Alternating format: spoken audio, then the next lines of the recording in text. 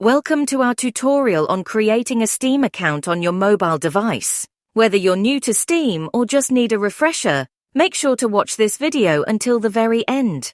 To get started, follow these steps. Open up your preferred web browser on your mobile device. In the search bar, type Steam and tap on the official Steam link. Once on the Steam website, tap on the 3 lines at the top left of the screen and then tap on Login. On the sign-up page, enter the email address you want to associate with your Steam account, confirm it and select your country of residence. Complete the reCAPTCHA to confirm that you're not a robot, then tap to agree to the terms. Tap Continue to proceed.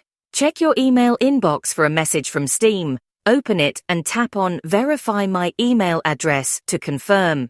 Once verified, return to creating your account. Now enter your desired Steam account name and password. Tap Done to complete the process. Congratulations! You've successfully created your Steam account on your mobile device. That's all for this tutorial. If you have any questions about the process, feel free to ask in the comments section below. If this video helped you, please give it a thumbs up and subscribe to our channel for more helpful videos like this one. Thank you for watching and have a great day.